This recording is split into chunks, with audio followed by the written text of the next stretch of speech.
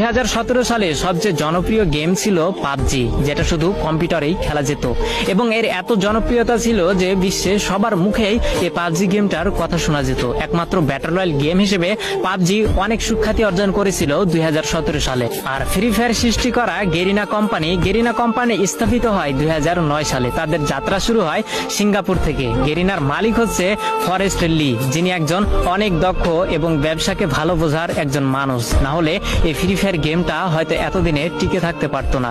তো 2009 সাল থেকে গেরিনার যাত্রা শুরু হলেও তারা কোনোভাবে কোনো গেমে সাকসেস পেল না, সবকিছুতেই তারা ফেল হয়ে গেল। একের পর এক ভিডিও গেম রিলিজ করেও মানুষের মন জয় করতে পারছিল না। তো 2014, 15, 16 সালে গেরিনা বেশ কয়েকটি গেম মানুষের সামনে উপস্থাপন করে, কিন্তু এত পরিমাণ ভালোবাসা এবং এত পরিমাণ জনপ্রিয়তা পায়নি গেরিনা কোম্পানি ওই অন্য গেমগুলোতে। কিন্তু সবকিছুতেই একটা টার্নিং পয়েন্ট থাকে, যেটা 2017 সালে গেরিনা কোম্পানিকে তাদের মোড় ঘুরিয়ে দিয়েছিল। যেহেতু 2017 সালে শুধু পাবজি গেমটাই ব্যাটল রয়্যাল গেম ছিল এবং মানুষের মাঝে উৎপত্তি হয়েছিল একটা বিশেষ গেম হিসেবে, সেহেতু গেরিনা কোম্পানির মালিক ফরেস্ট লি ভাবলো কেন না মোবাইলের জন্য একটা ভালো গেম উপস্থাপন করা যাক বা মানুষের সামনে ছড়িয়ে ফেলা যাক, যার হাত ধরে কয়েকজন টিম নিয়ে এই গেমটাকে তৈরি করার কাজ শুরু করা হলো।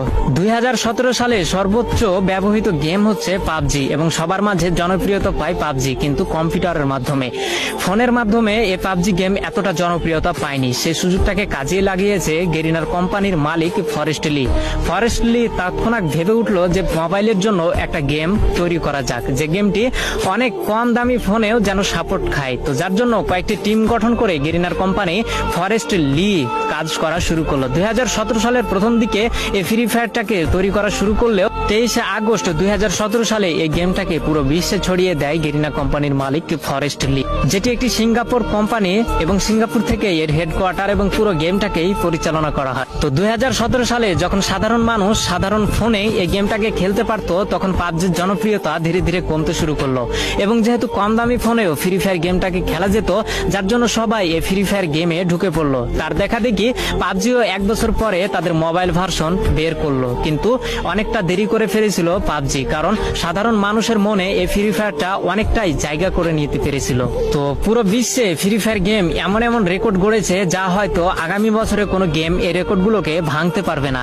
তেমনই দুটি জনপ্রিয় রেকর্ড হচ্ছে 2019 সালে সর্বাধিক প্লে স্টোর থেকে ডাউনলোড করা গেম হচ্ছে ফ্রি ফায়ার গেম, যার জন্য প্লে স্টোর থেকে তাকে অ্যাওয়ার্ড দেওয়া হয়, এবং 2020 সালে দৈনিক 80 মিলিয়ন অ্যাক্টিভ ইউজার এই গেমটি অর্জন করে ধরে রাখতে পেরেছিল, যার জন্য এটি একটি বিশ্ব রেকর্ড হয়েছিল।